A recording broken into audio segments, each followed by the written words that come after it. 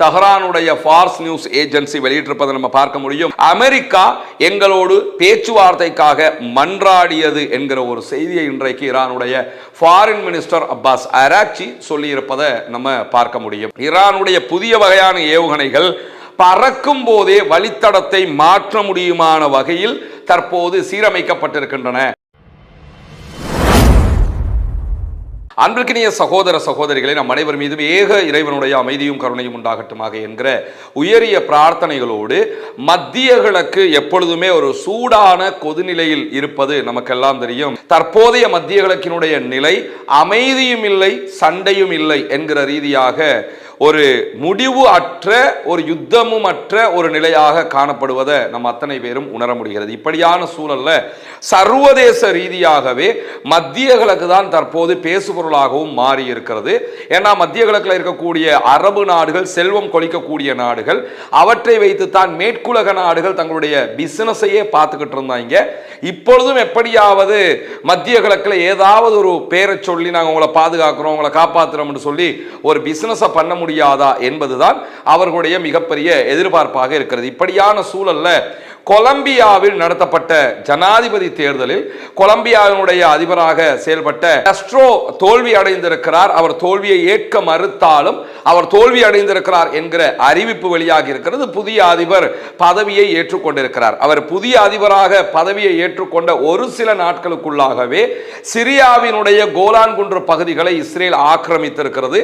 அந்த ஆக்கிரமிப்பை நாங்கள் அங்கீகரிக்கிறோம் என்று அங்கீகாரம் கொடுத்திருக்கிறார். காரணம் என்னன்னு கேட்டா, காஸ்ட்ரோவை பொறுத்தவரையில் அவர் நேரடியாக அமெரிக்க இஸ்ரேலிய ஜியோனிச எதிர்ப்பாளராக அறியப்பட்டவர், பாலஸ்தீன ஆதரவாக அறியப்பட்டவர், பாலஸ்தீனத்திற்கு முழு ஆதரவை தன்னால் முடிந்த வரைக்கும் கொடுத்து வந்தவர். எனவேதான் அவருடைய ஆட்சி தற்போது இல்லாமல் ஆக்கப்பட்டிருக்கக்கூடிய சூழல்ல தற்போது பதவிக்கு வந்திருப்பவர் இஸ்ரேலுடைய அனுதாபியாக இருக்கக்கூடியவர்.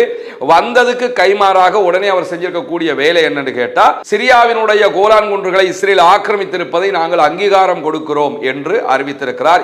இந்த அங்கீகாரத்தை இன்றைக்கு சிரியா கடுமையாக கண்டித்திருக்கிறார். அதே நேரம் சவுதி அரேபியாவும் சிரியா தொடர்பாக இன்றைக்கு இந்த விவகாரத்தில் மிக முக்கியமான கண்டனங்களை வெளியிட்டிருக்கக்கூடிய செய்திகள் வெளியாகி இருக்கிறார். அதே நேரத்தில் கடந்த ஒரு வாரங்களாக ஆக்கிரமிக்கப்பட்டிருக்கக்கூடிய மேற்கு கரை வெஸ்ட் பேங்க் பகுதிகளில் பாலஸ்தீனத்தினுடைய இஸ்ரேலிய ஆக்கிரமிப்பு படைகளும் இஸ்ரேலில் இருக்கக்கூடிய யூதர்களும் இஸ்லாமியர்களுக்கு எதிராக 500க்கும் மேற்பட்ட சுமார் 504 தாக்குதல்களை நடத்தி இருக்கிறார்கள்.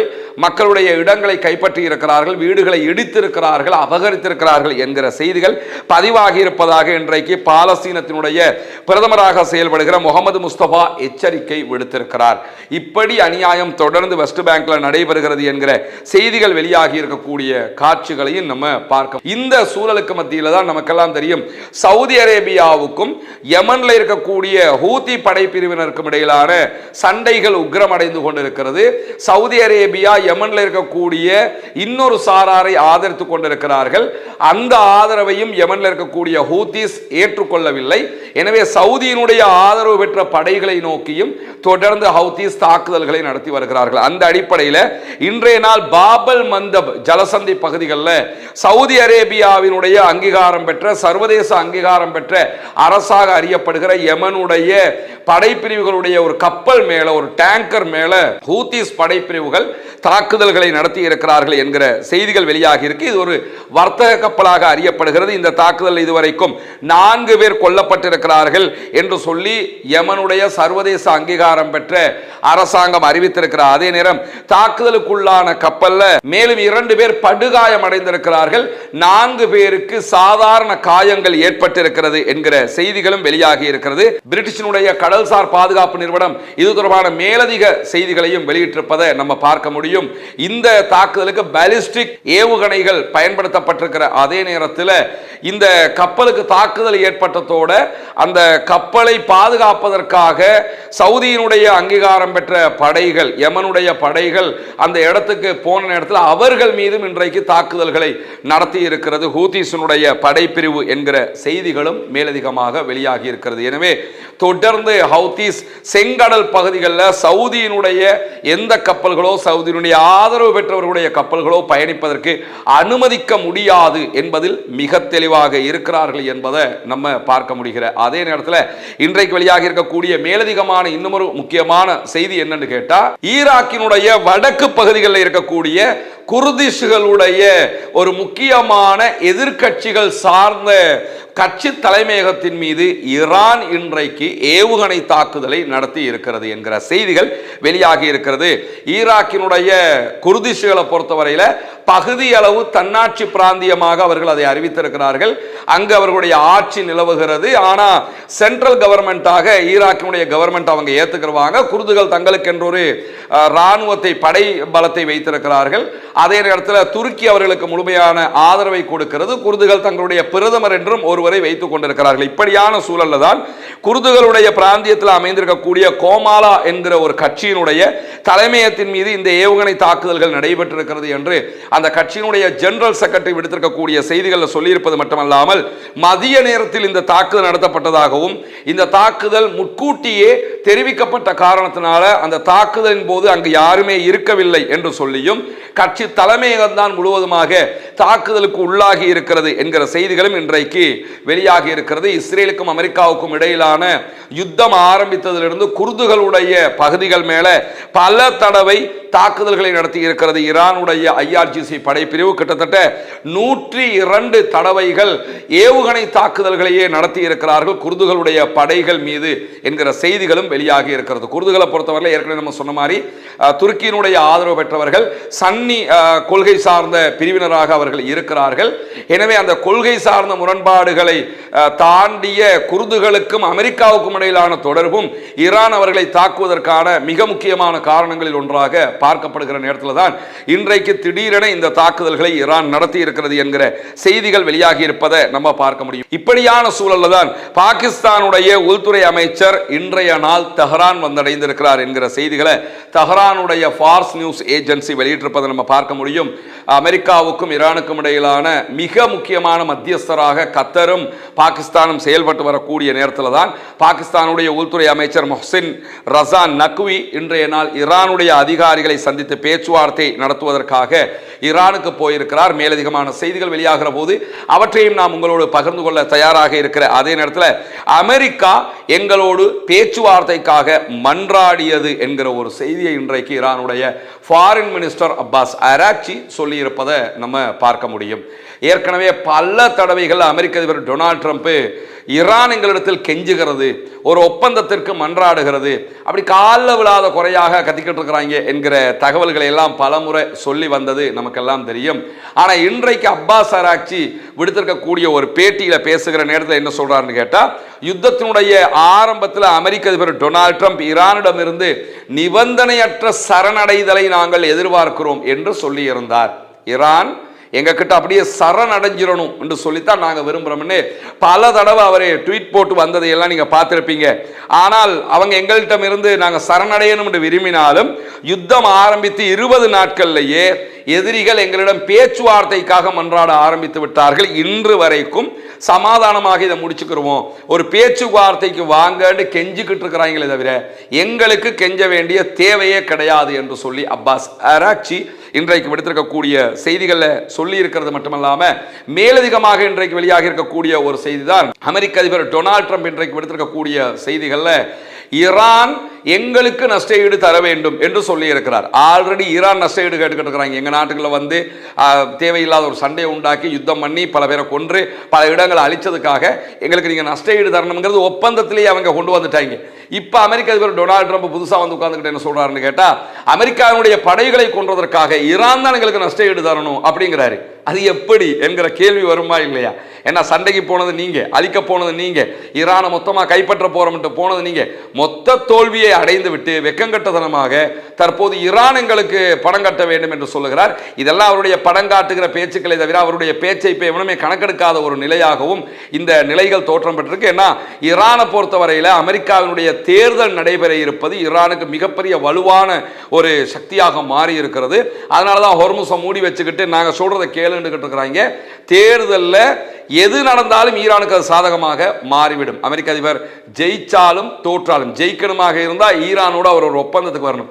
ஒப்பந்தத்துக்கு வராமல் தோத்து போயிட்டாருன்னா பலம் குறைஞ்சு போயிடும். எது நடந்தாலும் ஈரானுக்கு அது ஆதரவாக இருக்கும் என்பதால் தான் ஈரான் விடாப்பிடியாக இருக்கிறது என்கிற செய்திகள் வெளியாகிற அதே நேரத்தில் இன்றைய நாள் மிக முக்கியமான ஒரு செய்தியை ஈரான் வெளியிட்டிருக்கிறது. ஈரானுடைய வான் பாதுகாப்பு அமைப்புகள் தொடர்பாக ஐஆர்ஜிசியினுடைய செய்தி தொடர்பாளர் ஹொசைன் மொஹப்பி வெளியிட்டிருக்கக்கூடிய செய்திகள். இன்றைக்கு அவர் ஐஆர்ஜிசியினுடைய இராணுவ அணிவகுப்பு ஒன்றிலே கலந்து கொண்டு ஊடகங்களுக்கு பேசுகிற நேரத்தில் என்ன சொல்றாருன்னு கேட்டால், ஏற்கனவே நாங்கள் யுத்தம் பண்ணுகிற நேரம் எல்லாம் நாங்கள் பயன்படுத்திய ஏவுகணைகள், இங்க இருந்து நாங்கள் ஒரு ஏவுகணையை அனுப்புவோம், நாங்கள் அனுப்புகிற இலக்கை போய் அதை அட்டாக் பண்ணும். அட்டாக் பண்ணுகிற நேரத்தில் அமெரிக்காவினுடைய ஏவுகணை தடுப்பு சிஸ்டங்கள், ஏரோ சிஸ்டங்கள் இருந்தால் தாட் அல்லது அயன்டோம், இது மாதிரி ஏதாவது ஒரு சிஸ்டம் அதை தடுப்பதற்கு முயற்சிக்கும், சில நேரங்களில் தடுத்து விடும். இப்படி ஒரு சூழ்நிலை இருந்தது. ஆனால் கடைசி 12 நாள் வார்ல நாங்கள் எங்களுடைய பிளானையே மொத்தமாக மாற்றிக்கிட்டோம். இப்போ நாங்கள் பயன்படுத்துகிற ஏவுகணைகள் அப்படிப்பட்ட ஏவுகணைகள் கிடையாதுன்னு சொல்லிட்டு என்ன சொல்றாருன்னு கேட்டால், ஈரானுடைய புதிய வகையான ஏவுகணைகள் பறக்கும் போதே வழித்தடத்தை மாற்ற முடியுமான வகையில் தற்போது சீரமைக்கப்பட்டிருக்கின்றன. மொசாதுடைய தலைமையகத்துக்கு அடிக்கிறதுக்கு அனுப்பிட்டு மொசாதுடைய தலைமையகத்துக்கு அட்டாக் பண்ணாத, அப்படியே போய் 8100 போய் அட்டாக் பண்ணு, இந்த மாதிரி ஏதாவது ஒன்று அவங்க திருப்பி விட முடியுமான வகையில் அவர்கள் டெக்னிக்கலி வளர்ந்திருக்கிறாங்க, டெக்னாலஜி வாய்ஸாக அவர்கள் மேம்பட்டிருக்கிறார்கள் என்கிற செய்தியை சொன்னது மட்டுமல்லாமல் மேலதிகமாக இந்த மாதிரியான காரியங்களோடு சேர்த்து வான் பாதுகாப்பு அமைப்புகளையும் தவிர்க்க முடியுமான சிஸ்டத்தை நாங்கள் கொண்டு வந்துட்டோம். என்னத்தை தேட கொண்டு வந்து நிறுத்தினாலும் வேற எதை கொண்டு வந்து நிறுத்தினாலும் அதனால எங்களுடைய ஏவுகணைகளை தவிர்க்க முடியாமல் போய்விடும், தடுக்க முடியாமல் போய்விடும். நாங்கள் சொன்ன இடத்துக்கு அவங்க போய் அட்டாக் பண்ற விதமாக அல்லது வான் பாதுகாப்பு அமைப்புகளில் இருந்து தவிர்த்து கொண்டு மீண்டும் போய் தாக்கும் விதமாக எங்களை அதனால் செயல்படுத்த முடியும். அந்த அளவுக்கு நாங்கள் வளர்ந்துட்டோம் என்று சொல்லிட்டு கடைசியாக நாங்கள் நடத்திய தாக்குதல்களில் எல்லாம் இந்த ஏவுகணைகள் தான் பயன்படுத்தப்பட்டிருக்கிறது என்கிற செய்திகளையும் இன்றைக்கு அவர்கள் வெளியிட்டிருப்பதை நம்ம பார்க்க முடியும். ஈரானுடைய கூட்டு இராணுவம், ஈரானுடைய வான்படை, கடற்படை என்று எல்லாவற்றுக்குமே புதிதான இராணுவ தளபதிகளை நியமித்திருக்கிறார். 6 பேர் மொத்தமாக நியமிக்கப்பட்டிருக்கிறார்கள். அமெரிக்காவோடு ஒருபுறம் யுத்தமும் சண்டையும் ஈரான் செய்து கொண்டிருக்கிறார். அதே நேரம் மறுபுறமாக ஓமானோடு ஒரு பேச்சுவார்த்தையை நடைபெற்றுக் கொண்டிருக்கிறது. இதுல எது தோல்வி அடைந்தாலும் ஒரு பாரிய யுத்தத்திற்கு ஈரான் போக வேண்டி வரும். இது எல்லாமே ஈரானுடைய அரசியல் கட்டமைப்பும் இராணுவ கட்டமைப்பும் பொதுமக்களும் ஒன்றோடு ஒன்று பிணைக்கப்பட்டதாக இருக்கிறார்கள் என்பதை காட்டும் விதமாகத்தான் இது எல்லாத்தையும் நம்ம பார்க்க முடியும். இன்றைக்கு இன்னும் ஒரு முக்கியமான செய்தி இருக்கிறது. நம்ம ரஸ்மின் டாக்ஸ் என்கிற சேனல்ல தனியான ஒரு வீடியோவாகவே இதை போட்டிருக்கிறோம். மேலதிகமான செய்திக்கு பார்க்காதவர்கள் அதில் நீங்க பார்த்துக்கலாம். அதனுடைய சுருக்கமாக இந்த செய்தி என்னன்னு கேட்டா, வாஷிங்டன் போஸ்ட், அதே போன்று நியூயார்க் டைம்ஸ் உள்ளிட்ட மிக முக்கியமான அமெரிக்க பத்திரிகைகள் வெளியிட்டிருக்கக்கூடிய ஒரு செய்தி. அதற்கு பிறகு கார்டியன் உள்ளிட்ட பத்திரிகைகளும் இந்த செய்தியை வெளியிட்டிருந்தன. நேட்டோ உச்சி மாநாட்டுக்காக அமெரிக்க அதிபர் டொனால்ட் ட்ரம்ப் ஏற்கனவே துருக்கிக்கு கடந்த மாதம் பயணம் மேற்கொண்டிருந்தார். கடந்த மாதம் 8ஆம் தேதி இந்த மாநாடு நடைபெற்ற நேரத்தில் துருக்கியினுடைய அங்காராவில் அமெரிக்க அதிபர் டொனால்ட் ட்ரம்ப் இருந்தார். அவர் ரிட்டர்ன் பிரித்தானியாவுக்கு கிளம்புகிற நேரத்தில் ஈரானுடைய ப்ராக்சிஸ் அமைப்புகளிடமிருந்து, அது யமனில் இருக்கக்கூடிய ஹூத்திஸாக இருக்கலாம் அல்லது வேறு யாருமாக இருக்கலாம், அமெரிக்க அதிபர் டொனால்ட் ட்ரம்பின் மீது தாக்குதல் நடத்துவதற்கான வாய்ப்பு இருக்கிறது என்கிற துல்லியமான செய்திகள் அமெரிக்க உளவுத்துறைக்கு கிடைச்சதோட உடனே அமெரிக்க அதிபரை பாதுகாக்கணும் சொல்லி வேறு பிளைட்டுக்கு அவங்க மாத்திருக்கிறாங்க. வேறு பிளைட்டுக்கு மாத்தினது பிரச்சனை இல்லை, மாத்தின முறையை நினைச்சா தான் காமெடியாக இருக்கிறது. என்னன்னு கேட்டா, அமெரிக்க அதிபர் டொனால்ட் ட்ரம்ப் பிளைட்டுக்குள்ள போற மாதிரி போறாரு அவருடைய ஏர்ஃபோர்ஸ் ஒன்னுக்குள்ள. இது கத்தாரால அன்பளிப்பு செய்யப்பட்ட மிக பிரம்மாண்டமான பறக்கும் வெள்ளை மாளிகையாக உருவாக்கப்பட்டது. 400 மில்லியன் அமெரிக்க டாலர்களுக்கு மேல செலவு செய்து வாங்கப்பட்ட ஒரு விமானம். அவர் விமானத்துக்குள்ள போறாரு. பார்வையாளர்கள் எல்லோருக்குமே அவர் அந்த விமானத்தில் ஏறுற மாதிரி இருந்தாலும் பின்னர் என்ன பண்ணப்பட்டிருக்குன்னு கேட்டா, விமானத்துக்குள்ள கேட்டரிங் சர்வீஸால ஒரு கண்டெய்னர் ஒன்று உள்ள அனுப்புறாங்க. அதாவது விமானத்துக்குள்ள இருக்கிறவங்களுக்கு தேவையான உணவுகளை ஏற்றிக்கொண்டு வரக்கூடிய ஒரு பாக்ஸ், அதை உள்ள அனுப்புறாங்க. அந்த பாக்ஸுக்குள்ள அமெரிக்க அதிபர் டொனால்ட் ட்ரம்பை ஏற்றி ரகசியமாக மீண்டும் அந்த கேட்டரிங் பாக்ஸை வெளியெடுக்கிற மாதிரி எடுத்து டொனால்ட் ட்ரம்ப் வேறொரு விமானத்தில் C-32A என்கிற அமெரிக்காவினுடைய அது உச்ச பாதுகாப்பை கொண்ட ராணுவ விமானம் அதுல ஏறித்தான் பயணித்திருக்கிறார். பார்க்கிறாக்களுக்கு அவர் வலிமையான விமானத்தில் போன மாதிரி இருக்கும். ஆனால் அவர் அதில் போகல. ஈரானுடைய தாக்குதலுக்கு பயந்து அமெரிக்கன் ராணுவத்தினுடைய வேறொரு விமானத்தில் பயணிக்கிறார். இது ரகசியமாக மேற்கொள்ளப்பட்ட ஒரு பயணம். முதல்ல பிரித்தானியாவுக்கு அவருடைய அந்த ரகசியமாக பயணித்த சின்ன விமானம் போய் இறங்குது. அதுக்கு பிறகு ஏர்ஃபோர்ஸ் ஒன் வந்து இறங்குகிறது. இந்த செய்திகளை மிக துல்லியமாக சேகரித்து வெளியிட்டிருக்கிறது நியூயார்க் டைம்ஸ், அதே போன்று வாஷிங்டன் போஸ்ட் ஆகிய பத்திரிகைகள். இன்றைய நாள் மிக முக்கியமான இடத்தை இந்த செய்திகளும் பிடித்திருக்கிறது. எனவே ஈரான் எந்த நேரத்திலும் நம்மளை தாக்கலாம், ஈரானுடைய வல்லமை அப்படிப்பட்டது, ஈரானுக்கு அந்த பலம் இருக்கிறது என்கிற அச்சம் அமெரிக்காவுக்கும் அமெரிக்காவுடைய அதிபருக்கும் அமெரிக்காவுடைய உளவுத்துறைகளுக்கும் எப்பொழுதும் இருக்கிறது என்பதற்கு இது ஒரு முக்கியமான சான்றாக இருக்கிறது. என்னதான் நாங்கள் பெரிய வல்லவைங்க பெரிய ஆயுதம் உள்ளவைங்க எங்களை விட்டு ஆள் கிடையாதுன்னு நினைச்சாலும் ஈரான் நினைத்தால் அமெரிக்க அதிபரை போட்டு தள்ளிட முடியும் என்கிற பயம் அவர்களுக்கு உச்சமாக இருக்கிறது. அதன் அடிப்படையில் தான் ஈரானுடைய செய்தியை கேட்டதோடு இப்படியான ஒரு நிலையை எடுத்து சாப்பாடு கொண்டு வர பாக்ஸுக்குள்ள ஒழிச்சுக்கிட்டு இன்னொரு ஃபிளைட்டுக்குள்ள மாறுற அளவுக்கு அமெரிக்க அதிபர் டொனால்ட் ட்ரம்பினுடைய நிலை ரொம்ப பரிதாபகரமான நிலையாக மாறியிருப்பதையும் நாம் புரிந்து கொள்ள முடியும். எனவே இன்றைக்கு வெளியாக இருக்கக்கூடிய செய்திகளுடைய மிக முக்கியமான தொகுப்பை தான் உங்களோடு பகிர்ந்து கொண்டிருக்கிறோம். வரக்கூடிய செய்திகளை உடனுக்குடன் உங்களோடு பகிர்ந்து கொள்வதற்கு தயாராக இருக்கிறோம். ஆக்கிரமிப்புகள் ஓய வேண்டும், ஆக்கிரமிப்பாளர்களும் ஓய வேண்டும் என்கிற உயரிய பிரார்த்தனைகளோடு ஆக்கிரமிப்பாளர்களுக்கு எதிராக தொடர்ந்தும் ஜனநாயக ரீதியாக குரல் எழுப்புவமாக வாகிறது. அவ்வானால் அல்ஹம்துலில்லாஹி ரப்பில் ஆலமீன். சுந்தோஸ் முகமது இம்தியாஸ் என்ற எனது யூடியூப் சேனலை சப்ஸ்கிரைப் செய்யுங்கள். நன்றி உறவுகளே.